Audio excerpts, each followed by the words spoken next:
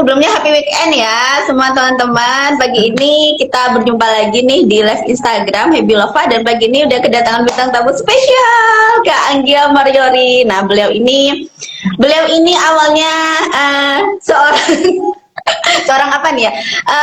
Beliau awalnya bekerja di ini ya, perusahaan yang kemudian sekarang sudah mulai apa namanya membangun usaha-usahanya ya. Ada beberapa usaha yang Kak Anggia ini mulai bangun seperti Skotel Mamiku, terus kemudian One Flower ya Kak ya, terus kemudian Barber Inggris. Nanti kita akan ngobrol-ngobrol nih ya dengan Kak Anggia terkait pengalaman beliau nih ya. Gimana sih dari yang awalnya itu sebagai pekerja gitu ya di sebuah korporat sampai akhirnya berinisiatif ya, berkeinginan untuk membangun usaha, dan usaha yang dibangun juga bukan hanya satu ya, ada beberapa. Nanti kita akan ngobrol-ngobrol dengan Kak Anggia gimana nih pengalamannya, kesulitan-kesulitannya. Bisa enggak sih kalau udah terbiasa apa namanya terbiasa kerja gitu ya di perusahaan, terus kemudian tiba-tiba mau ngebangun bisnis, bisa enggak sih? Atau sesulit apa sih kalau bisa gitu ya teman-teman ya. Oke, kita ngobrol-ngobrol nanti bagi teman-teman yang mungkin tidak nyimak dari awal, nanti ada ininya ya, ada rekamannya yang bisa teman-teman ini ya apa namanya simak ulang seperti itu. Oke, mungkin sebelumnya teman-teman ingin tahu dulu nih Kak Anggia terkait aktivitasnya Kak Anggia saat ini apa, stay di mana. Boleh silakan Kak. Oke, selamat pagi Kak Rastra dan teman-teman sekalian. Aku Anggia Mariori, aku tinggal di Jakarta. Aku mantan budak korporat ya bilangnya. Gitu, jadi sekarang sudah tidak aktif bekerja lagi 9 to 5 karena pengen ya ada satu momen lah dimana sampai kapan sih kita tuh mau kerja 9 to 5 terus, atau maksudnya sebagai korporat terus. Jadi lebih kayak aku lebih kepada di titik yang pengen lebih slow living tapi tetap apa ya produktif lah, kurang lebih kayak gitu. Dengan pengalaman kerja yang sudah cukup lah ya menurut aku ya gitu. Oke, terus apa lagi nih? Kurang lebih kayak gitulah. Pengalaman aku. Mungkin ini sih Kak Anggia. BTW Kak Anggia nih stay di mana Kak? Oh, aku di Jakarta Timur tinggalnya. Iya. Iya, Kak, berarti udah lama Kak ya ini apa di perusahaan Kak ya, di corporate ini. Kak Anggia.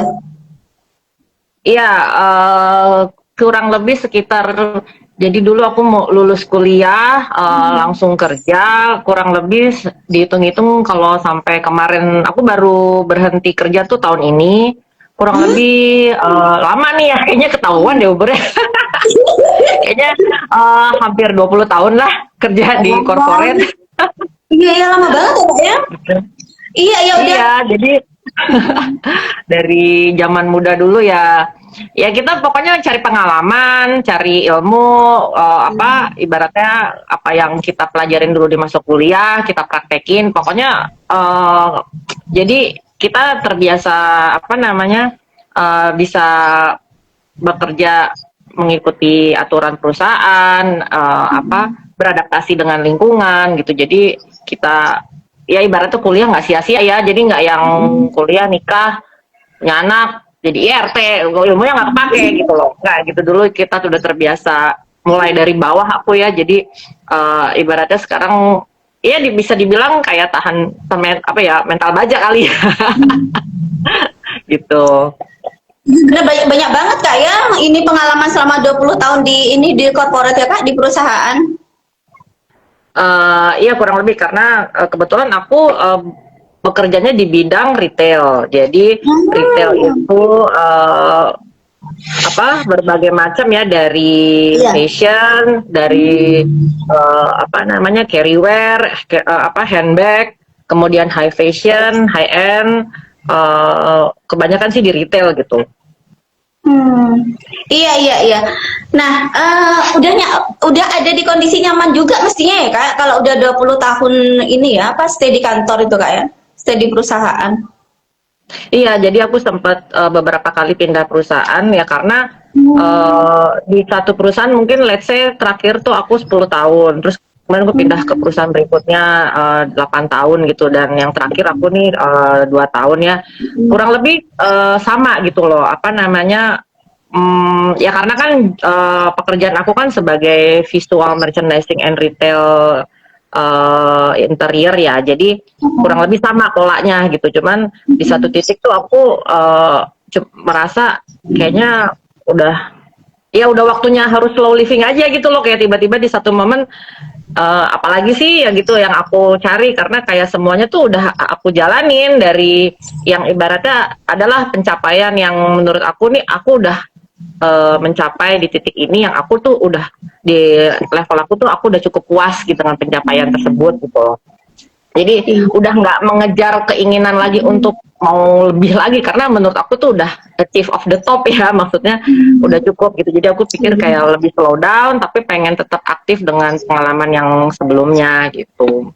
Iya, tapi Kak Anggia ini keren banget Kak ya. Maksudnya karena tidak semua orang bisa ketemu dengan angka cukupnya ya. Tapi Kak Anggia itu bisa, oh kayaknya aku udah cukup sih ini gitu. Bener-bener bisa nyampe di titik yang kayaknya aku udah cukup dan aku perlu lebih slow aja sih ngejalanin semuanya gitu. Karena biasanya juga kebanyakan orang ketika nyampe di satu titik memang ingin ada titik berikutnya seperti itu. Tapi Kak Anggia ini memang ini ya, apa namanya, tidak seperti kebanyakan orang sepertinya. Memang Maksudnya kayaknya banyak juga deh kayak aku. Kayaknya mungkin sharingnya gini kali ya. Di titik itu nggak bisa disamain semua orang. Ada yang kita merasa udah cukup, ada yang orang nggak merasa cukup gitu ya. Maksudnya harus more gitu loh. Nah aku di titik yang tiba-tiba tuh kayak ya mungkin karena kan kita balik lagi ya, umur bertambah, terus keadaan berubah, lingkungan, circle pekerjaan kan kita tim ganti-ganti gitu kan, nggak mungkin kita berteman dengan tim di perusahaan yang sama bertahun-tahun gitu. Jadi ya itu sih pasti akan selalu ada kerja di mana. Cuman aku udah di titik yang udahlah gitu loh. Jadi yang kayak ya pasti itu akan ada momennya sih gitu loh kalau menurut aku ya gitu. Mungkin di tiap orang ada yang di umur mungkin 30, ada yang mungkin ntar di umur malah sekarang banyak aku lihat kok kayaknya muda-muda udah pada slow living ya gitu loh. Aku apa telat nih gitu loh. Maksudnya baru memulai gitu loh. Banyak kan yang muda-muda juga udah memulai bisnis dari awal, sudah sukses di umur yang cukup muda ya. Aku selama ini kemana aja kerja terus di corporate, nggak mikir kepikiran bakal punya bisnis sendiri tuh nggak kepikiran sama sekali gitu. Jadi fokusnya hanya untuk kerja gitu aja waktu itu gitu loh. Nah, kenapa tiba-tiba akhirnya kepikiran tuh Kak? Kepikiran untuk berbisnis. Oke, jadi waktu itu sempet ya aku pindah pindah kantor karena waktu itu kan pandemik itu sempat aku vakum setahun tuh. Nah, terus waktu setahun vakum itu tuh kayak mikir ini mau sampai kapan nih kayak gini kan, kita nggak tahu keadaan akan tetap sama atau berubah. Nah, kepikiran bisnis sendiri, tapi sama sekali nggak ada bayangan karena kita terbiasa di corporate yang sudah ada aturan dan sudah ada proteksi lah kayak gitu ya. Gimana ya ceritanya ya pokoknya banyak banget pengen ide ini itu tapi balik lagi kan idealisme ya, kita harus melihat realita. Dengan apa yang kita punya, apakah kita udah sanggup nih untuk dengan resiko yang kita harus pikirin resikonya juga gitu loh, karena tidak semudah membalikan tangan Ferguson untuk berbisnis sendiri itu.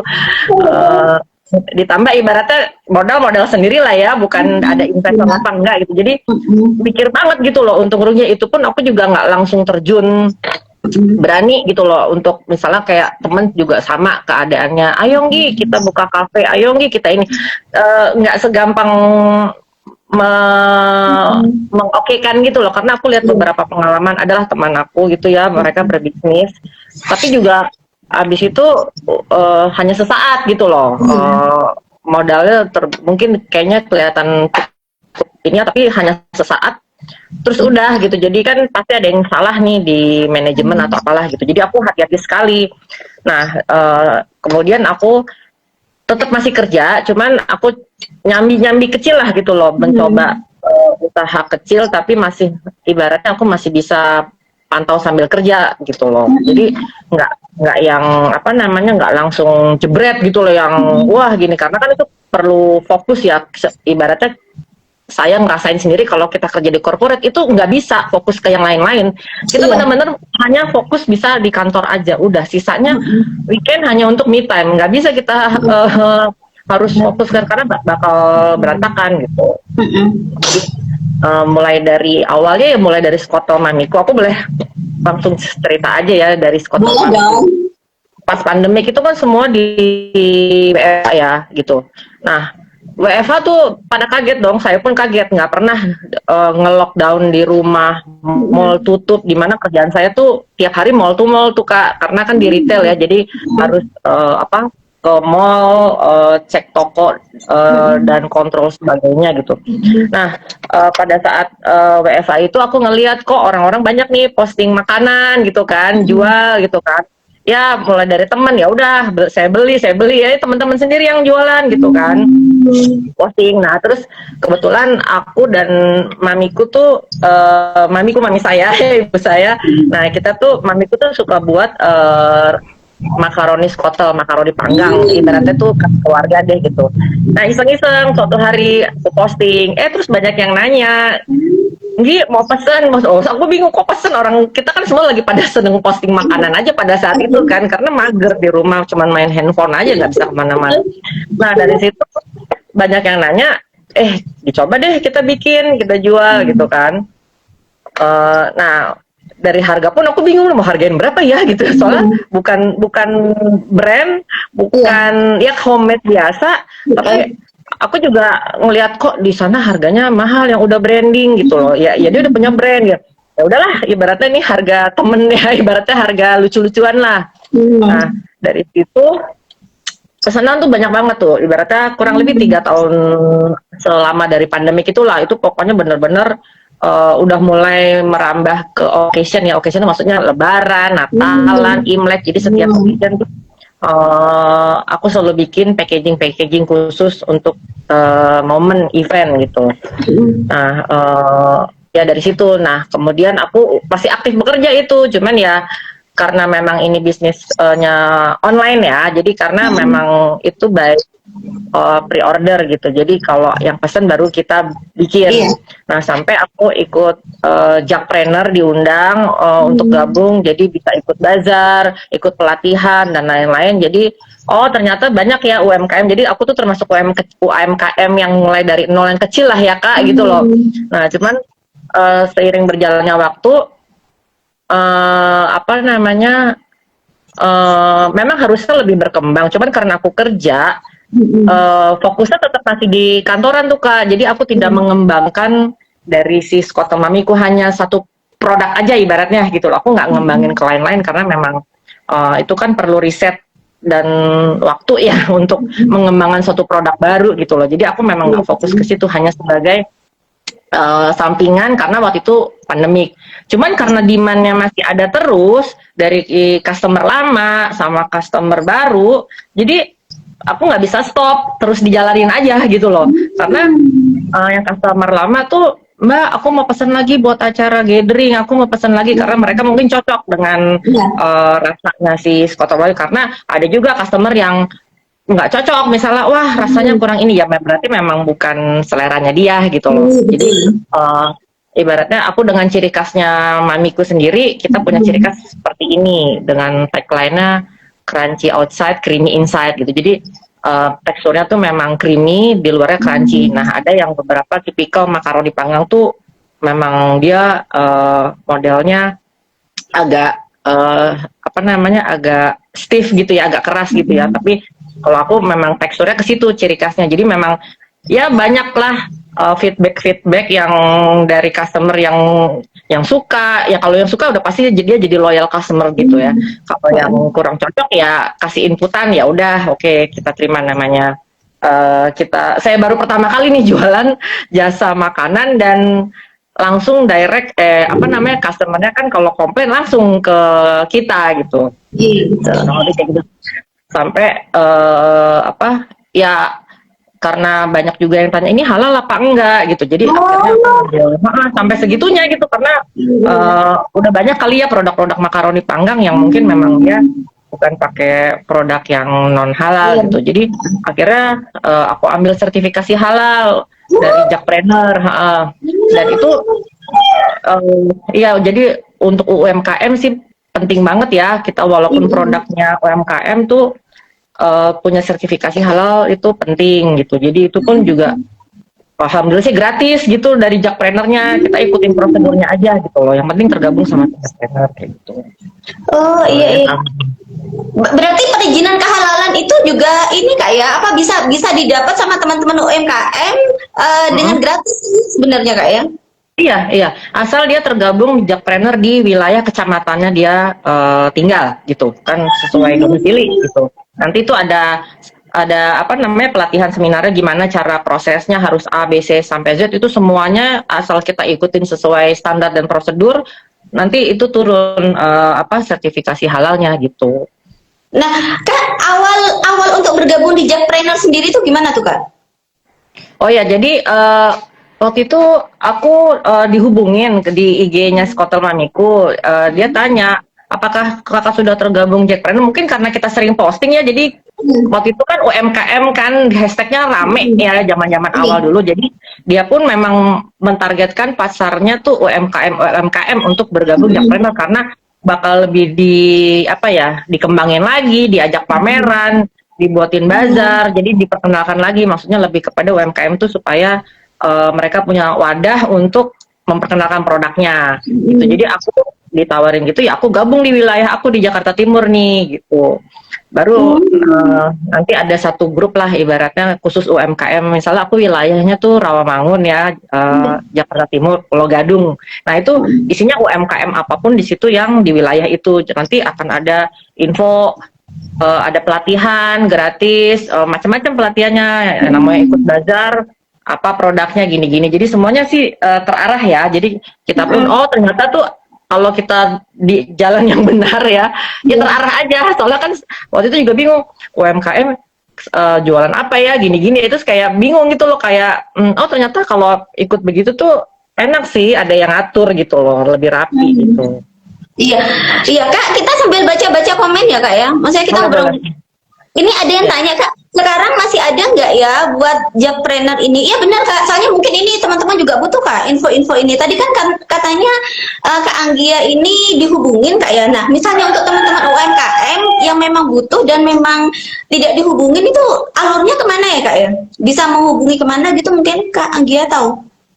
Oh oke, mungkin bisa juga langsung ke IG-nya Jakpreneur aja, kan ada bio atau kontaknya, DM ke situ misalnya kasih tahu saya dari wilayah Jakarta ini atau kecamatan ini, nanti diarahkan ke kecamatannya si domisili tersebut, nanti suruh isi form atau apa gitu. Karena waktu itu juga temen aku juga UMKM daerah yang sama, dia pengen gabung, akhirnya aku kasih apa namanya linknya itu, akhirnya dia masuk juga gitu loh. Apa daftar dengan segala macam persyaratannya gitu.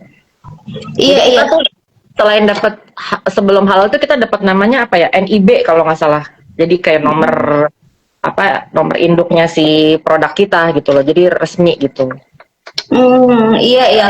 Berarti nanti buat teman-teman yang memang ingin tergabung di Jakpreneur ya, sepertinya di sana juga terfasilitasin ya kalau dari ceritanya Kak Anggia. Jadi nanti katanya ya diajak ada pameran juga, nanti dibantu untuk kehalalannya, misalnya itu produk makanan seperti itu. Itu misalnya tidak dihubungin oleh pihak Jakpreneur, nanti bisa DM sendiri aja ya ke Instagramnya Jakpreneur ya. Nanti bisa searching deh teman-teman. Nanti bisa memperkenalkan diri teman-teman, mungkin namanya siapa, bisnisnya apa, posisi wilayahnya di mana seperti itu. Terus apa ini kan disampaikan jika memang ingin bergabung di Jakpreneur seperti itu. Gitu teman-teman. Oke, bagi teman-teman yang ingin tanya-tanya boleh ya nanti di kolom komentar yang lainnya. Nanti mungkin kita infoin sekarang ya Kak ya untuk gift-nya Kak ya. Karena kalau katanya di platform sebelah katanya di sana kan biasa untuk ini apa jualan-jualan produk. Katanya teman-temannya Kak Anggia banyak di sini nih.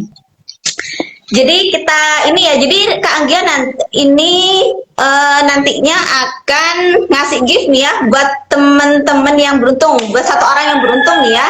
Nanti silahkan dari obrolan Happy Lova dan Kak Anggia pagi ini, kalau ada insight-insight atau ada inspirasi yang teman-teman dapat ya dari obrolan kita pagi ini, nanti teman-teman bisa upload ya di story atau di reelnya teman-teman, terus nanti bisa mention tuh, bisa mention Instagramnya Happy Lova dan Instagramnya Kak Anggia ya. Instagramnya Kak Anggia ini ada 4 ya. Instagram produk-produknya juga nanti bisa di mention Anggia Mariori, kemudian Skotel Mamiku, One Flower dan Barber Inggris. Nanti bisa dicek ya di flyernya Happy Lova ya untuk apa namanya Instagram gimana Kak? Sorry, ralat on third floor ininya. Oh ini on third floor Iya, ya. iya. Iya, oke. Nanti bisa teman-teman cek ya di flyernya Happy Lova ya. Di sana ada 4 Instagram yang nanti bisa teman-teman mention, bisa mention Instagram Happy Lova juga. Jadi nanti ada 5 Instagram yang bisa teman-teman mention dan follow ya. Kemudian nanti teman-teman share apa tuh insight yang teman-teman dapat dari obrolan kita pagi ini. Seperti itu. Jadi nanti pemenangnya akan diinfokan 4 hari Kak ya. 4 hari setelah hari ini, berarti nanti hari Kamis Kak ya akan diinfokan pemenangnya dan akan dikirim hadiahnya Kak ya. Gitu ya Kak ya? Iya. Benar nggak Kak? Ya, jadi buat teman-teman yang pagi ini juga ingin tanya-tanya juga boleh ya, silahkan di kolom chat ya. Oke, kita lanjut nih ya, tanya-tanya ke Kak Anggiana. Kak, berarti itu kan dari corporate kemudian switch ke bisnis seperti itu. Ada kekhawatiran-kekhawatiran enggak Kak? Karena kan terbiasa di corporate nih ya, sedangkan dunia bisnis, dunia dengan segala ketidakpastiannya ya, apalagi tadi yang disampaikan Kak Anggia itu apa ya, kan banyak katanya teman-teman yang di awal itu udah mulai mungkin ya dengan apa modal yang besar, tapi kemudian tidak lama gitu, tidak panjang kayak gitu Kak ya. Itu tuh kan pasti ada kekhawatiran gitu ya Kak, melihat realita seperti itu. Gimana tuh Kak, pengalaman kemarin Kak, ketika Kak Anggia mulai membangun bisnisnya Kak? Oke, pertama kali kenapa saya memutuskan agak slow down dari corporate ya, karena satu, saya mikirnya kan kita usia pensiun tuh 56 ya.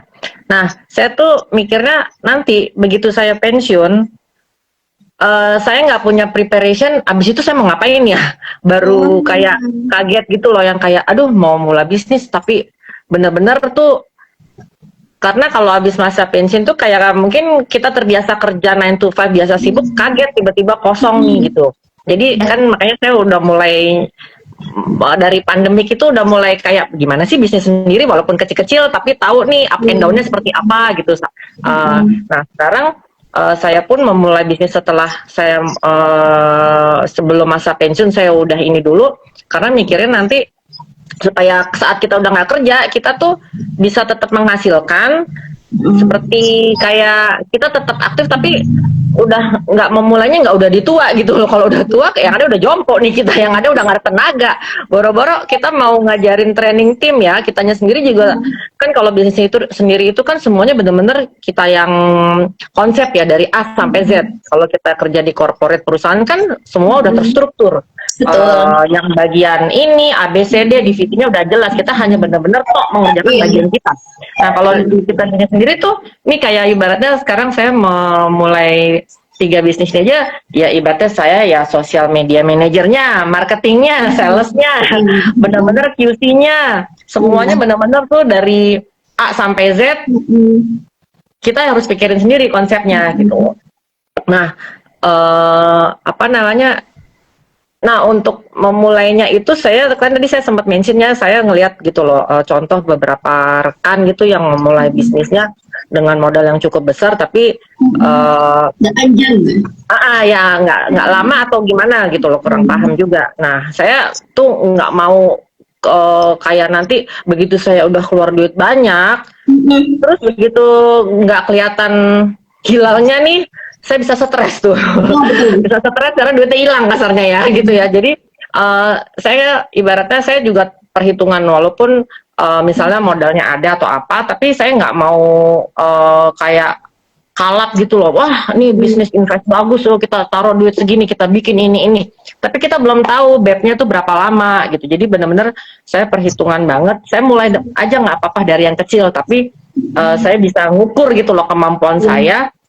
Dan misalnya untung ruginya udah kelihatan, nggak apa-apa deh mulai yang dari kecil, kan kita latihan karena memang beda di corporate kita aman, kita dapat gaji tunjangan kita aman gitu. Tapi kalau nanti begitu udah sendiri nggak bisa seperti itu gitu. Jadi saya pikirnya mulai dari yang kecil, nanti tiba-tiba sudah bisa settle, nah kita kembangin atau bertambah. Tapi udah siap nih karena kita mulai yang kecil. Kalaupun rugi nggak terlalu lost banget gitu loh Kak, ngerti kan maksudnya? Kalau misalnya kita jor-joran ya takutnya nanti begitu ada apa-apa kita nggak punya safety lagi gitu loh, karena udah keburu stres, maksudnya wah ternyata bisnis tuh rugi ya, terus jadi kayak jadi mau ngapain gitu kan, jadi kayak hati-hati banget gitu loh untuk teman-teman yang nanti juga memulai gitu sih, kalau aku ya gitu. Iya benar, sepakat sih Kak. Jadi memang perlu diperhitungkan sejak awal gitu Kak ya. Jangan ujuk-ujuk resign terus langsung ngebangun bisnis gitu. Itu mengkhawatirkan ya kan. Karena memang apa bisnis itu memang benar dengan segala ketidakpastiannya ya. Apalagi tadi seperti yang disampaikan Kak Anggi ya, kalau sudah di corporate itu kan semuanya udah tersistem ya. Kita cuma sebagai apa? Sebagai pekerja, sebagai pegawai, kita cuma tinggal ngejalankan aja, semuanya udah ada sistemnya gitu. Tapi ketika kita udah mulai berbisnis, mulai buka usaha, kita memikirkan dari nol, dari A sampai Z itu kita yang mikirin itu, udah ada sistem yang jalan gitu. Kita yang bahkan membangun sistem itu seperti itu. Jadi memang perlu step by step seperti itu. Kalau di luar mungkin banyak ya teman-teman yang apa namanya udah resign aja langsung buka bisnis seperti itu. Alasannya dengan misalnya dengan waktu dan lain sebagainya. Nah kalau saya tuh memang termasuk tim yang sepakat dengan Kak Anggia ya, bahwa ketika kita ingin berbisnis yang perlu diperhitungkan, apalagi kalau kita udah terbiasa di corporate ya, di perusahaan, biasa kerja seperti itu, biasa kerja bersama orang lain. Nah untuk buka bisnis itu memang perlu dipersiapkan, jangan ujuk-ujuk langsung resign. Setidaknya memang kalau saya itu perlu ada uang yang harus di-save selama beberapa tahun ke depan, harus ada simpenan, karena ketika bangun bisnis juga ada langsung kelihatan uangnya sih Kak Anggia. Iya, dari pengalaman sih kayak gitu ya, jadi perlu realistis ya gitu. Dan ya, memang benar saya sepakat perlu dari tidak apa ya, perlu dari yang kecil-kecil aja dulu gitu Kak Anggia ya. Saya sepakat juga dengan Kak Anggia, tidak harus besar kok, bisa dimulai dari yang kecil seperti itu, karena bisnis itu bukan masalah gengsi teman-teman. Iya betul. Iya. Soalnya duitnya duit kita, ngapain gengsi ya? Ya untung rugi kita yang jalanin, susah capek susah duka kita juga yang ngerasain. Jadi ya itu balik lagi, kalau cuman mau modal gengsi ya buat apa gitu, karena saya pun sekarang juga udah tidak ada yang butuh namanya validasi pengakuan, udah lewat deh masa-masa kayak gitu. Mungkin dulu masa muda iya ya gitu, tapi sekarang udah di range yang ya udah gitu loh, apa adanya aja, gue begini mampunya begini ya so what gitu loh, toh kan kita tidak berinvest bersama gitu loh, bersama yang misalnya kok begini tinggi gitu misalnya kayak gitu. Iya betul. Nah tapi kalau reaksi keluarga sendiri gimana tuh Kak dengan keputusnya Kak Anggia tuh Kak? Aku mau resign gitu. Maksudnya apa dari keluarga itu udah kaget atau malah support kayak gitu Kak? Ya pertama sih kaget juga gitu, karena terbiasa ngeliat aku kerja 9 to 5 ya gitu. Cuman ya akhirnya aku kemukakan alasannya, sampai umur berapa nih aku mau kerja terus kayak begini. Ibaratnya kita kan kerja bukan cuma lihat enak gajinya doang ya, kita harus lihat waktu berangkat pulangnya, belum stres kerja di kantor, belum WA grup kantor itu 24 jam non-stop. Kalau ibaratnya kita kan di atas kita ada superior lagi ya, ada atasan kita yang dia perlu ya nggak bisa lah dengan alasan kita apapun. Nah aku tuh mungkin sudah di titik yang sudah lelah ya udah tidak bisa mengkecap lagi seperti itu. Jadi yang ada aku kerja jadi nggak happy. Buat apa kalau aku kerja misalnya gaji oke, tapi akunya sendiri jadi sakit gitu loh secara pikiran dan badan gitu. Jadi kayaknya udah lewat. Jadi aku mikirnya yang aku bilang itu slow down sedikit, udah nggak ke situ lagi. Kalau dulu ya iya kita udah terbiasa kerja kayak gitu, ibaratnya kita kayak kerja bagai kuda ya, istilah zaman aku ya, generasi aku. Ibaratnya kita mau lembur jam berapapun oke, jalanin. Tapi sekarang udah di titik yang aku nggak mungkin kerja terus sampai aku sakit dulu nih baru gue berhenti. Aku nggak mau kayak gitu. Udah sakit nggak bisa memulai apapun karena badannya juga kondisinya secara mental dan ini kan nggak sehat gitu. Jadi akhirnya kepikiran coba kita cari bisnis yang tidak terlalu ngejelimet menurut aku, tapi masih menggunakan skill aku. Ya kita lihatlah prospeknya ke depannya dari yang kecil-kecil aja dulu gitu. Tapi memang beda ekspektasi ya kalau corporate dengan gaji sekian ini kalau bisnis ya belum tentu hasilnya sama, tapi ya namanya semua usahakan dari nol ya, pelan-pelan menghasilkan gitu. Jadi memang ekspektasinya udah saya berubah mindset saya, tidak bisa saya mengharapkan harus sama nih seperti di corporate, nggak bisa karena kerjanya kan timnya juga orangnya beda, jumlahnya beda, berarti lebih sendiri lah, konsepnya sendiri gitu. Iya betul. Nah Kak, ini apa namanya kalau dari pengalaman selama di perusahaan Kak ya, ada nggak sih Kak pengalaman atau kapasitas yang dari perusahaan yang akhirnya kepakai di bisnis ini gitu Kak? Oke, tentu banyak kepake karena di perusahaan kan dulu dari corporate kan saya mulai dari bawah ya, dari staff. Jadi kita tuh benar-benar belajar yang namanya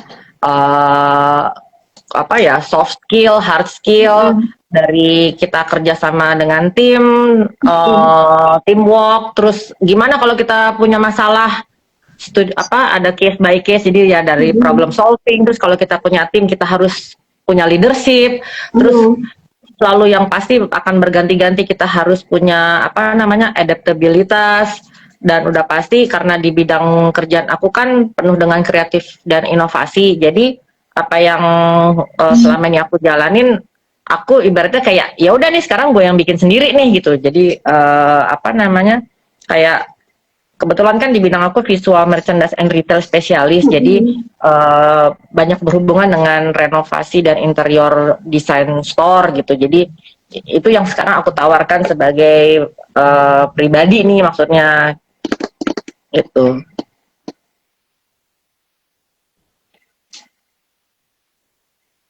Agak nggak ya. Halo. Iya. Iya, lanjut Kak. Halo, tes. Ya, halo. Iya. Ya, jadi banyak sih karena kita terbiasa kerja di perusahaan, biasa memanage orang ya, manage people. Jadi untuk di bisnis mungkin kita bisa apply, tapi ternyata setelah saya jalanin, jadi kalau yang Skotel Mamiku itu saya timnya nggak banyak. Nah, kalau yang on third floor itu saya lebih ke apa namanya, karena saya suka interior, jadi isinya tuh lebih ke home decor, home living yang kerjasama dengan brand, jadi lebih sendiri ya, maksudnya kita nggak pakai tim. Nah kalau yang barber ini kan saya baru memulai kurang lebih, sebenarnya mulainya udah 2023 waktu saya masih kerja, waktu itu coba-coba tuh, cuman karena waktu itu memang benar kalau mau usaha, kalau kita nggak fokus nggak kepegang, jadi saya sempat buka terus akhirnya tutup karena nggak ada yang orang tim yang saya bisa percaya untuk running gitu, karena kita sibuk kerja gitu. Akhirnya setelah saya nggak kerja sekarang, baru saya hidupin lagi nih si barber. Nah di barber ini kan saya juga punya tim. Nah itu kan dari berbagai background ya, jadi memang tidak bisa mengaplikasikan langsung apa yang saya dapat di perusahaan plek-ketiplek ke usaha sendiri, karena dari kebiasaan, dari pengalaman kerja mereka mungkin belum pernah di retail, jadi agak kaget-kaget misalnya dikasih aturan atau SOP yang kita biasa ikut perusahaan. Jadi paling saya lebih fleksibel sih gitu, karena kan nggak bisa seketat waktu saya di perusahaan ya, misalnya SOP-nya harus begini. Nah di usaha sendiri tuh kita lebih fleksibel lah, lebih ngelihat realitanya seperti apa ya gitu. Cuman tetap harus ada SOP, peraturan supaya kan nggak berantakan gitu. Jadi memanage orang yang bukan background corporate tuh agak memang nggak gampang gitu ibaratnya.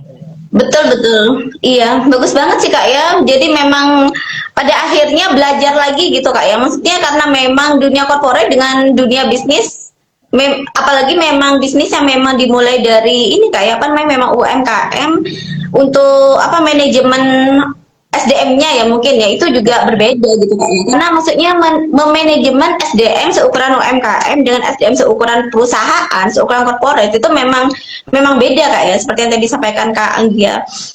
Karena tidak terbiasa dengan aturan, nanti terlalu terlalu ketat juga malah membuat tidak nyaman gitu Kak ya, membuat tidak Ya, nyaman betul. teman-teman. Nah, Kak, mungkin bisa ini Kak ya, apa namanya? Sebenarnya kita pengen cerita panjang lebar ya teman-teman ya terkait bisnisnya Kak Anggian nih, tapi mungkin khawatir apa namanya keterbatasan waktu ya. Mungkin bisa di ini Kak, apa namanya di-share per bisnis nih Kak. Konsepnya kan ada tiga tuh, Scooter Mamiku, Wancer Floor, sama Barber Inggris. Ya, ini. Mungkin dari tiga bisnis ini konsepnya gimana sih Kak masing-masing bisnis ini Kak? Mungkin mulai dari bisnis yang pertama Kak. Yang pertama itu yang mana sih Kak? Yang kedua, Oke. kemudian yang ketiga. Ya, semuanya tiga-tiga berbeda konsepnya. Iya. Oke. Kalau yang Skotel Mamiku tuh saya mulai di pas pandemik itu 2020. Jadi itu Hmm. konsepnya ke bisnis makanan apa makaroni panggang gitu ya. Hmm. Jadi itu saya masih jalan terus sampai sekarang karena masih banyak gitu customer saya yang lama yang selalu ngulang repeat order gitu. Jadi saya Hmm. ini terus gitu loh. Dengan sekarang kan mau tema Natal dan Iya. habis itu kan Lebaran terus Imlek. Jadi itu pasti biasanya nggak pernah berhenti tuh kalau udah occasion orang kirim hampers lah kurang lebih seperti itu. Hmm. Nah, itu kan udah cukup udah cukup settle ya. Nah, kemudian Hmm. yang kedua itu on third floor itu lebih kepada saya kerjasama sebagai content creator dengan brand-brand. Jadi saya berkembang. Dulu kenapa namanya on third floor? Jadi saya tuh tinggal di apartemen lantai 3. Jadi waktu itu awal-awal waktu um, karena saya suka interior display. Nah, saya suka lihat tuh akun-akun home decor, home living, dia membuat misalnya rumah yang estetik dengan gaya Japandi minimalis, misalnya Skandinavian. Waktu itu kan lagi, maksudnya banyak tuh yang kayak gitu dengan sekarang model rumah-rumah klaster yang minimalis, ngedesain, ngedekor gimana supaya estetik. Nah, karena akhirnya saya ikut komunitas yang berhubungan dengan home decor, home living. Nah, banyak kerjasama dengan brand-brand yang pengen produknya tuh di-review, misalnya ya Oh, dari tempat tidur, ruang tamu, meja, sampai kita visit ke pameran untuk kolaps bareng ya, diundang. Jadi, halo, iya lebih fokusnya ke situ. Cuman seiring berjalannya waktu, si on third floor sendiri berkembang kontennya, nggak hanya cuman dengan home decor, home living, banyak tawaran-tawaran dari brand untuk kerjasama memperkenalkan produk mereka. Jadi saya lebih konsepnya ke situ kalau yang on third floor. Jadi lebih kepada as content creator gitu. Nah, ya. Nah, itu pun saya juga baru belajar pas pandemik ya, karena nggak pernah kok orang apa sih konten tuh kayak gimana, bener-bener itu bener-bener hal baru yang saya nggak dapat di corporate. Karena di corporate itu bener-bener yang hanya kerja ke kantor, kerja ke mall, toko, nggak ada itu apa sih konten. YouTuber tuh bener-bener saya nggak lihat gitu loh. Maksudnya di luaran sana tuh ternyata banyak ya, maksudnya yang home decor itu saya lihat kan banyak kan juga ibu rumah tangga yang kok konten rumahnya estetik ya, terus bisa menghasilkan bisa beli ini beli itu, tapi videonya bagus. Oh ternyata maksudnya walaupun kerja di rumah bisa gitu loh menghasilkan, ternyata sampai sebegitunya gitu. Nah ya udah itu sampai saya jadi sampai sekarang. Nah terus kalau yang barber ini itu lebih kepada gini, beberapa tahun yang lalu saya sempat lah jalan-jalan ke London gitu ya, ke UK. Nah terus saya tuh kayak ngelewatin suatu barbershop, itu kayak apa namanya customernya sama yang capsternya kayaknya ada ownernya juga ya, itu kok bagus-bagus potongan rambutnya, jadi shavingnya bagus, gaya rambutnya tuh kayak ya tipikal cowok UK ya, British gitu ya, kayak One Direction zaman saya ya, ganteng-ganteng gitu. Manifest aja waktu itu. Kok ternyata baru memperhatikan banget gitu loh, barbershop tuh kayak gini ya ternyata. Soalnya saya kan kita cewek ke salon ya, bukan ke barbershop itu kan pria gitu. Saya lihat tuh isinya laki semua, terus tapi rambutnya tuh keren-keren gitu loh, bagus-bagus, ganteng-ganteng. Oh ternyata yang nyukur juga cowok. Nah terus ya itu manifest lah pokoknya, maksudnya pengen punya toko tapi nggak tahu apaan gitu pada saat itu gitu loh. Udah terus pas udah ini terus saya mikir lagi, Saya mikir kenapa barber? Karena satu, laki-laki tuh butuh potong rambut dan lebih sering daripada perempuan gitu. Kalau saya pun potong rambut mungkin 3 bulan sekali gitu ya. Kalau laki-laki tuh kayak 3 minggu sekali tuh dia harus rapiin gitu. Dan saya pikir ini suatu potensial ya, karena ibaratnya saya tidak terlalu apa namanya. Kalau menurut saya ya pribadi, orang kan beda-beda suka hobinya ya kan, harus dari, kalau saya sukanya dari hobi dulu, di mana saya suka, saya coba jalanin. Nah, saya pengen tuh punya barber yang estetik. Nah, kebetulan saya kan desain interior juga, jadi barbernya saya buat seestetik mungkin, tidak seperti barber yang pada umumnya tuh kan mungkin rame gitu ya dengan ciri khas apa sih ya, adalah barbershop yang gayanya tuh memang metal gitu, ngerok gitu, pokoknya yang ramai gitu. Saya enggak, saya lebih ke minimalis estetik, simple tapi and clean gitu aja. Nah terus apa namanya, ya itu, dengan ibaratnya saya tidak mau terlalu banyak modal untuk, karena kan kalau barber itu sebenarnya sih nggak terlalu riuh, mungkin seperti ini ya, kayak buka restoran tuh agak riuh ya karena perlu dapur khusus, perlu apa, misalnya contohnya aja nih, saya untuk comparisonnya aja, karena saya bukan bergerak di bidang yang seperti itu, jadi saya pikir yang tetap clean and simple aja gitu. Dan kemudian saya challenge keduanya mencari lokasi itu juga challenging juga, karena giliran yang kita pengen nih lokasinya di pinggir jalan, ternyata sewanya mahal gitu kan, misalnya itu juga investasi yang harus dipikirin. Nah di pinggir jalan itu apakah orang akan berhenti? Jalanannya lihat dulu, jalanan kenceng, orang lewat nggak akan muter balik gitu. Jadi saya sampai mikir gitu, karena pengalaman sendiri, saya kalau lewat mana gitu tiba-tiba ya udah kelewatan, ya saya malas muter balik gitu kan. Terus berarti hilang omset dong tuh toko misalnya, padahal saya udah mau berhenti cuman kelewatan gitu. Nah terus mau berhenti kemana, ada tempat parkir nggak ya, kayak gitu-gitu, pokoknya perhitungan deh gitu. Iya benar. Ya akhirnya setelah lihat kiri kanan segala macam, dengan ada yang murah tapi misalnya tempat lokasinya jauh gitu. Nah sedangkan kan untuk awal-awal kan nggak mungkin saya tinggalin dulu, karena kan baru ya, jadi saya anggap ini project pilot. Nah kebetulan akhirnya saya memutuskan saya buka di apartemen aja gitu loh, karena saya pikir orang-orang di apartemen itu mau motong cowok tuh nggak mau ribet gitu loh, dia hanya pengen turun selesai rapi, udah. Beda kalau akhirnya setelah berjalannya waktu ini, saya baru buka 1,5 bulan, banyak tuh inputan dari customer pria pada ngomong, aduh enak ya, ini tinggal potong rambut turun ke bawah gitu, karena kan posisinya di bawah. Saya nggak perlu ke mall nih ngajak istri saya, ngajak anak saya, karena kalau ke mall kan udah keluar lagi nih duit parkir, duit makan, duit belanja. Padahal tadinya cuma potong rambut gitu loh. Oh ternyata gitu ya bapak-bapak gitu loh, cowok-cowok. Terus ya gitu, karena mereka mikirnya ringkes, yang penting besok pagi saya mau meeting, jadi saya harus rapi sekarang. Jadi mereka butuh saat itu harus dapat gitu. Kalau disuruh jalan dulu, keluar naik mobil, naik parkir, ya jadinya benar-benar harus takes time gitu. Jadi kebetulan ya saya melihat apa namanya, setelah menganalisa 1,5 bulan ini, customer pria tuh memang ada yang sudah berapa kali balik, nggak bisa lihat rambutnya tuh ini apa namanya panjang sedikit. Lucu juga ya, saya maksudnya baru mempelajari karakter pria tuh ternyata seperti itu. Rambut itu adalah make upnya dia, jenggot kumis tuh make upnya dia. Jadi sampai se-perfect itu, kita pikir kita yang paling perfect ya, perempuan dengan keribetan make up.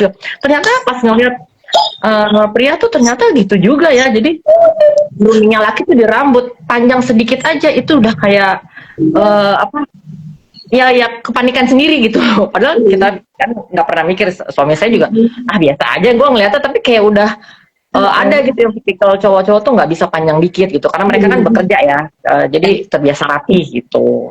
Jadi itu challenge sih. Jadi ibaratnya ya ini lumayan apa customernya cukup ini ya. Jadi saya rencananya kalau memang nanti ini berhasil dalam beberapa bulan ini, saya rencananya memang mau buka cabang di area yang kurang lebih konsepnya di apartemen juga gitu, karena yang kayak orang nggak perlu repot-repot harus keluar, harus ke mall atau harus ke jalan yang harus dia naik mobil gitu loh, atau naik motor hanya untuk potong rambut misalnya, kayak gitu. Bener banget, keren banget sih Kak itu memang ya konsep ini ya apa namanya buka apa namanya buka salon khusus pria di ini ya di apartemen ya Kak ya. Seperti yang belum Ya. banyak juga ya Kak ya kalau di apartemen itu Kak ya salon khusus pria itu. Iya, kalau salon wanita banyak, Iya. tapi pria saya lihat nggak ada. Jadi mereka pasti keluar gitu loh, cari barbershop di luar gitu, entah di Hmm. mall, entah di jalan gitu. Ya kita ya balik lagi sih, tergantung kita mau berbisnis apa. Kalau makanan saya kurang terlalu, maksudnya yang bener-bener makanan dengan banyak macam kan kita nggak mungkin kalau kita punya toko hanya jual satu jenis makanan yang kayak saya Kotel Hmm. Mami itu tuh nggak mungkin harus berkembang. Sedangkan Kotel Mami itu tuh saya memang online saja Iya. gitu. Jadi platformnya hanya di Shopee dan Tokped gitu loh. Jadi Iya. memang berbeda gitu loh, tidak harus dengan punya toko gitu loh, si Skotel Mamiku gitu. Iya, Kak, dalam membangun ini kan membangun satu bisnis aja itu udah riwah Kak ya, udah apa namanya Pak, mesti dengan segala dramanya gitu Kak ya. Ini malah membangun tiga bisnis nih. Kendala yang paling kerasa banget nih Kak di Kak Anggia apa sih Kak ketika membangun Oke, tiga bisnis nih Kak? ya tiga bisnis ini oke. Kalau karena tiga bisnisnya berbeda, jadi satu sama lain pasti ada berbeda ya. Saya Mm-mm. mulai dari Skotel Mamiku dulu ya. Hmm. Oke, kalau Skotel Mamiku itu mungkin kendalanya adalah apa? eh dari produknya sebenarnya kurang banyak variasi kalau saya ngelihatnya itu karena beberapa apa customer ada yang pernah nanya ada yang ini enggak ada Hmm. lasanya enggak atau ada yang Hmm. model-model lain enggak gitu loh dia memang pengen mencoba yang lain gitu loh. Nah cuman karena memang keterbatasan saya dan tim dan memang kita tidak mengembangkan berbagai macam produk untuk si produk online ini hanya ciri khas kita ya si makaroni Hmm. panggang itu aja gitu loh. Jadi maksudnya karena memang cukup apa namanya consuming time ya kalau untuk makanan jadi saya tidak terlalu pengen terlalu macam-macam variasinya jadi Hmm. kalau misalnya ada yang customer nanya macam-macam gitu ya saya arahkan gitu kan yang lebih produknya Hmm. lebih variasi brandnya lebih besar Iya. gitu loh jadi aku ciri khasnya itu gitu. Hmm. Nah paling terus kalau misalnya lagi sepi gitu ya biasanya kan nggak mungkin customer order terus ya dia hanya order tuh based on occasion karena kalau pandemik tuh dulu ramai sekali karena kan orang nggak tahu mau kemana dia mau kirim hampers lagi Hmm. sakit lagi ini pasti ini tapi kan sekarang udah normal nih jadi based on occasion nah biasanya saya tuh suka bikin promo atau promo-promo Hmm. tanggal kembar ada promo Hmm. diskon di atau promo tanggal tua gitu jadi supaya customer tuh ya selalu repeat order atau dapat new Hmm. customer lah gitu loh yang baru-baru gitu atau ya biasa itu sih kalau dari Skotel Mameku. Nah kalau yang kedua akun saya on top floor itu karena pribadi saya kerjasama dengan brand sebagai Hmm. content creator. Oke kendalanya lebih kepada ini permintaan secepat mungkin dari brand. Oh.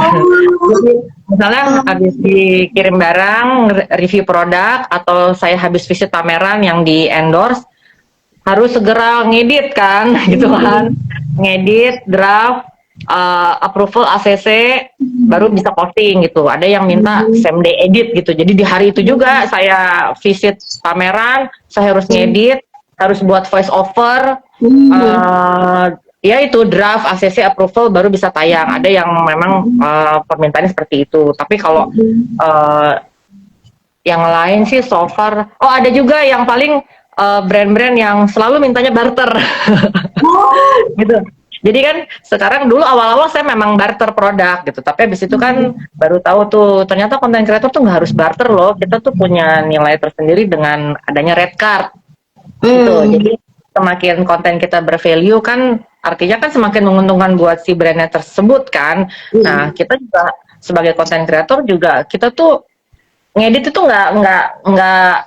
nggak gampang loh karena kita harus pikirin konsep Hmm. timing untuk Hmm. waktu untuk ngedit sendiri sedangkan misalnya pekerjaan lain juga menunggu ngedit Hmm. itu terus belum retake voice over kalau suaranya saya kemarin lagi ngonten tapi harus posting tapi saya lagi pilek aduh suaranya tuh bindeng gitu loh jadi aduh gitu akhirnya pakai suara AI gitu misalnya ya nah itu kan kita mesti mikir banget sedangkan kita nggak boleh lewat dari deadline ya jadi jelek aja nama kita maksudnya jadi bad image wah konten kreator nih telat mulu nih kalau masukin postingan misalnya gitu saya berusaha sesuai target deadline karena kebiasaan kerja. Kalau bisa saya submit sebelum deadline-nya dia gitu loh, bisa beres gitu. Jadi terbiasa kerja begitu. Jadi so far sih ya bisa terhandle sih walaupun dengan samalah ada yang masa-masa apa namanya ASAP-nya gitu, as soon as possible gitu. Nah, kalau yang itu yang on the floor. Nah, kalau yang barber Inggris ini, barber, nah ini saya mungkin kendalanya ada di tim. Jadi saya tuh ketemu berbagai macam tim, dari yang backgroundnya pangkas rambut, dari yang backgroundnya sekolah barber. Nah itu apa? Mungkin komunikasi ya, karena mereka kan ada juga yang bukan lulusan sekolah universitas atau pernah bekerja di perusahaan yang proper gitu. Jadi komunikasi atau attitude-nya mungkin agak-agak ya agak menahan napas ya gitu loh. Jadi paling saya pendekatan approach-nya ya pelan-pelan ngasih taunya gitu. Karena kan ibarat kata kalau di kantor kita kerja punya timnya juga diseleksi sama HRD, nggak sembarangan gitu kan ngerekrut karyawan walaupun yang mau kerja banyak, tapi kan dilihat lagi ada technical test, ada cek background ini gimana. Nah sedangkan kalau di barber itu kan walaupun kita seleksi juga, tapi tetap balik lagi orang yang mau kerja itu belum tentu attitude gimana ya, orang yang belum mau kerja banyak tapi kadang-kadang attitude atau komunikasinya kurang sesuai dengan standar kita. Tapi giliran yang kita dapat yang attitude komunikasinya oke, tapi skill potong rambutnya kurang gitu. Jadi nggak bisa semua kita dapetin satu package yang benar-benar yang kita mau. Bisa, tapi sama aja kayak kita mau cari orang, bisa mau pakai semua, tapi harganya pasti tinggi gitulah kurang lebih kalau di kereta. Ya jadi kita melihat aja gitu, ya udah deh yang ini bisa diperbaikin, bisa diajarin kok, dikasih tahu juga bisa kok asal pelan-pelan dan dia mengerti. Karena memang tim barbernya tuh berbagai macam background gitu. Cuman kan ya itulah challenge-nya ya karena punya tim sendiri yang tidak sesuai standar perusahaan gitu ya. Kalau perusahaan kita bisa netepin maunya backgroundnya ini minimal S1 misalnya, atau pengalaman setahun 2 tahun. Nah tetap kita kan interview ada chemistry gitu loh. Nah kalau ini saya lebih kepada butuhnya skill karena memang barber kan harus potong rambut. Jadi kalau misalnya attitude komunikasinya kurang, benar. Kita mesti ya udahlah gitu lah ya, agak-agak ya udahlah nanti kita ajarin pelan-pelan gitu. Tapi so far sih sudah berjalan cukup keren banget. Keren banget, terbiasa di perusahaan buka bisnis langsung 3. Oke, langsung 3 sih, semuanya juga bertahap sih Kak. Bener, iya bener Mbak, harus banget bertahap Kak ya, memang Kak ya. Nah Kak, tapi mungkin ini sih Kak ya, yang mungkin banyak teman-teman ingin tahu, langkah apa Kak yang emang perlu banget dipersiapkan nih Kak, kalau kita ingin resign dari perusahaan Kak? Oke, yang pertama udah pasti saving ya. Jangan sampai kita resign cuman mengandalkan gaji 2 bulan ke depan, wah nggak bisa itu gitu loh. Jadi dari dulu ya saya kebetulan saya orangnya suka traveling dari dulu. Jadi memang zaman muda ibaratnya gajian ditabung tapi untuk traveling gitu loh. Traveling kemana aja gitu loh, ke luar kota, ke luar negeri. Saya senangnya begitu dari dulu gitu. Tapi memang ada juga saving yang saya simpan untuk dana darurat suatu hari nanti gitu. Ya itu dia, akhirnya setelah saya memutuskan saya pikir udah cukup ya gitu loh, ya saya memutuskan kenapa nggak nanti di usia 56 misalnya pada saat pensiun, kenapa nggak nunggu itu aja gitu. Ya itu balik lagi, orang kan nggak pernah cukup. Nah cukup kita tuh semana sih gitu loh, kita nggak bisa mengukur orang tuh cukupnya dia hanya di patokan usia pensiun 56 gitu misalnya. Berarti kamu udah cukup tabungannya? Belum tentu, ada juga yang pensiun segitu nggak punya apa-apa loh, ada gitu. Nah saya merasa cukup di umur saya yang sekarang, dengan pertimbangan saya nggak mau nanti tua, nanti baru memulai bisnis terus saya udah jompo gitu loh, maksudnya udah nggak kuat nanti dari fisik dan mikir. Karena kan ya itu balik lagi, kita umur bertambah. Saya mikir pengalaman saya udah cukup, saving saya udah cukup, mumpung tenaga masih ada nih, saya masih bisa menciptakan lagi tapi dengan tidak terlalu beban stresnya tidak terlalu tinggi seperti di corporate. Kerja dimanapun di corporate manapun pasti sama lah. Mungkin teman-teman juga sama yang ngerasainnya nggak mungkin nggak kerja yang enak tuh nggak ada. Iya, bisnis sendiri pun enaknya enak, tapi kan kita yang nelen sendiri gitu loh. Nggak ada yang marahin kita nih. Ya kita aja yang harus introspeksi. Kita harus nge-review apa ya yang kurang gitu. Kalau di corporate udah pasti kan kita punya atasan yang akan ini kita gitu loh. Itu udah pasti. Iya, berarti memang saving ya Kak ya, harus punya banget tuh ya tabungan Kak ya, yang harus dipersiapkan Kak ya, jauh-jauh hari jika emang ingin resign gitu Kak ya, jangan sampai resign simpanan gitu Kak, itu bahaya ya Kak ya. Ya. Terus kemudian ini sih Kak, apa namanya? Satu lagi boleh? Boleh dong. Oke. Selain saving, jangan sampai kamu resign masih punya cicilan. Nah, jangan. Ya, karena itu akan berat banget. Ya, untung saya modelannya bukan tipikal yang suka nyicil, jadi saya nggak pernah punya hutang selama saya hidup ya, gitu. Kalau kamu berhenti kerja pada saat masih ada cicilan, misalnya entah KPR, entah mobil, wah itu berat banget. Karena kan kamu kerja untuk bayar cicilan, kasarnya seperti itu. Benar. Savingnya mungkin ada, tapi cicilan belum lunas. Misalnya KPR sekarang berapa, saya nggak tahu, 15 tahun, 20 tahun. Kita baru kerja 5 tahun, artinya kan masih 10 tahun lagi harus kerja untuk bayar KPR. Nah itu kan mau ngandelin siapa gitu. Kalau kita sendiri ya gitu loh. Kalau kita keluarga kan juga berat juga, kalau misalnya ada anak, makin sekolah makin mau edukasi yang bagus harus yang mahal misalnya seperti itu. Jadi untuk yang apa namanya, kalau mau resign atau mau usaha sendiri, ya itu menurut saya sih jangan ada cicilan dulu deh, jangan ada hutang aja. Iya, sepakat sih Kak. Iya benar-benar. Itu saya ada kepikiran sih ya. Karena sama Kak, kita satu tipe.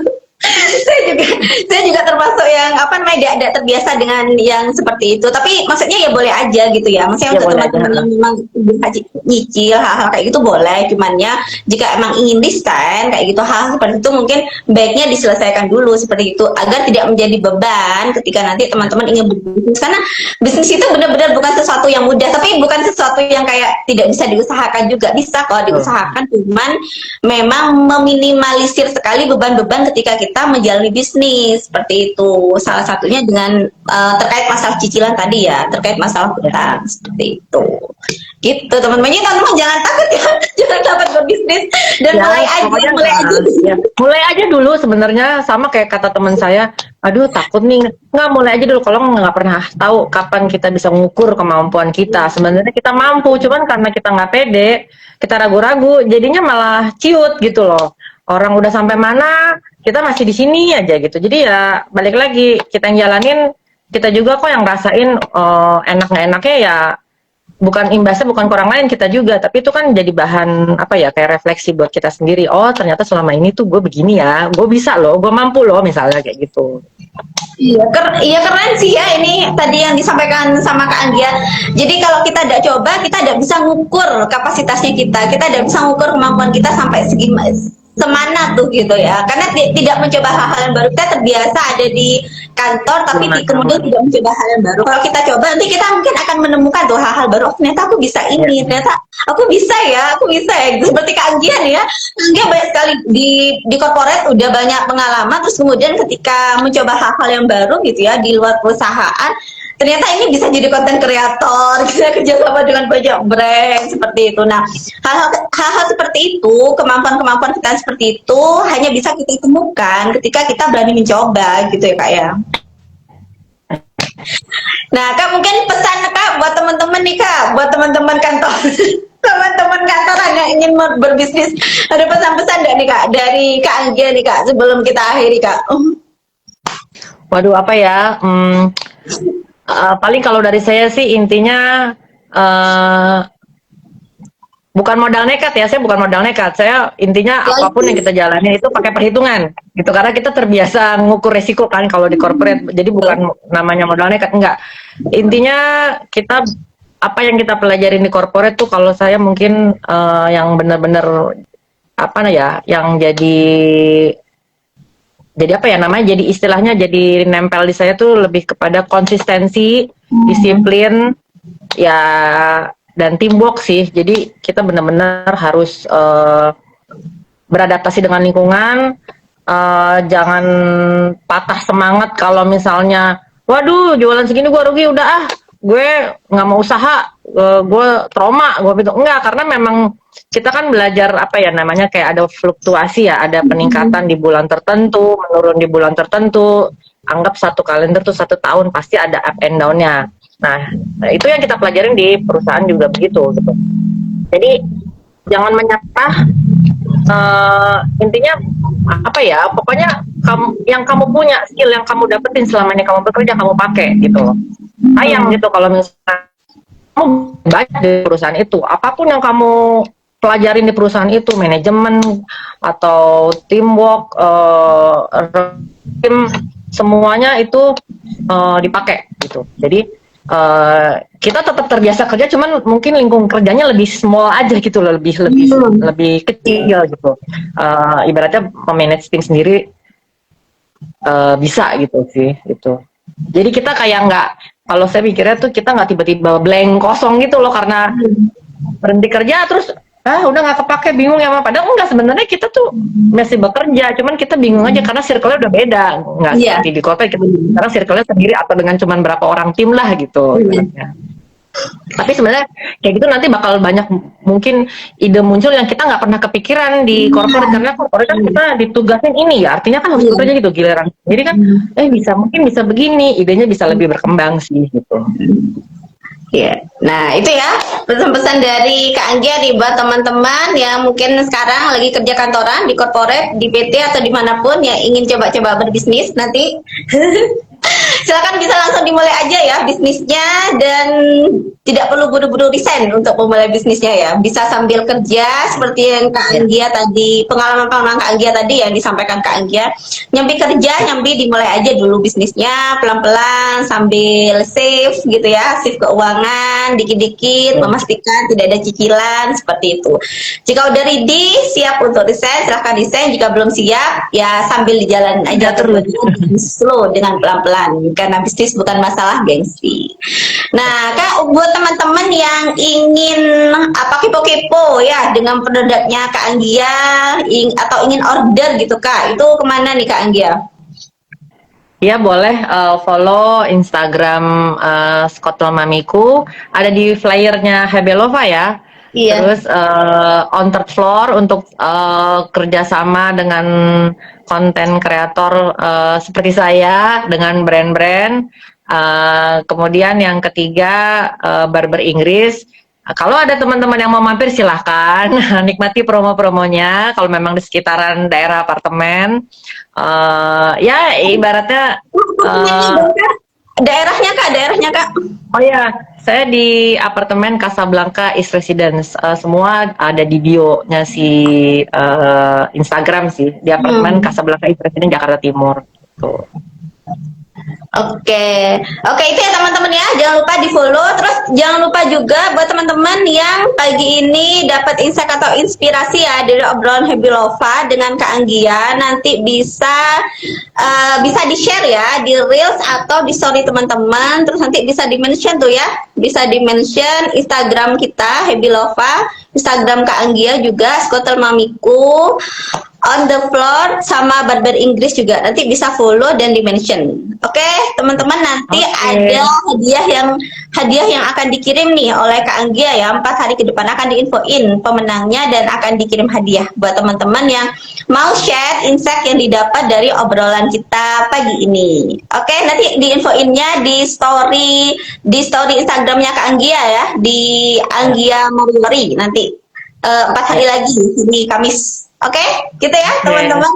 Terima kasih banyak ya teman-teman ya yang udah nyimak obrolan kita pagi ini. Nanti next time kita akan ngobrol-ngobrol lagi nih dengan Kak Anggia, karena pengalaman Kak Anggia ini banyak banget, mulai dari pengalaman ketika di perusahaan sampai membangun ketiga bisnisnya nih. Next time kita akan ngobrol-ngobrol lagi dengan Kak Anggia.